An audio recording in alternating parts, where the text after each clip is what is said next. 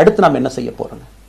அடுத்து நாம் இதெல்லாம் பேசிட்டோம், பழச பேசிட்டோங்க, இருந்ததை பேசிட்டோம். அடுத்து ஆனந்தமாக அன்போடு தமிழ்நாட்டில் ஒரு அரசியல் இயக்கத்தை நாம் துவங்க இருக்கின்றோம்.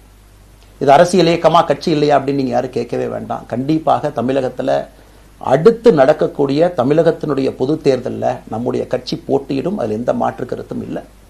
அதற்கு நம்ம தயார் பண்ணணும். நிறைய லீடர்ஸை தயார் பண்ணணும், நிறைய கேடர்ஸை, வாலண்டியர்ஸை தயார் பண்ணணும், உத்வேகத்தோடு தயார் பண்ணணும். அவங்களுக்கு அந்த ஸ்கில் செட்டை நம்ம உருவாக்கி கொடுக்கணும். அதற்கு கொஞ்சம் நேரம் ஆகும்.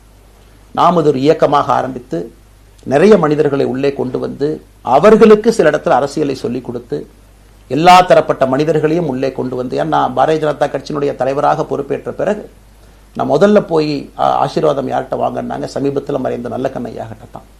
இன்னைக்கு மண் சார்ந்த அரசியலை முன்னெடுக்கணும், நல்ல மனிதர்களுடைய கொள்கைகள் உள்ள கொண்டு வரணும், எல்லா மனிதர்களையும் உள்ளடக்கிய அரசியலை நாம் முன்னிறுத்தணும். டெக்னோக்ராட்ஸ் பெருமளவில் நமக்குள்ள வரணும், பெருமளவில் நமக்குள்ள டெக்னோக்ராட்ஸ் வரணும்.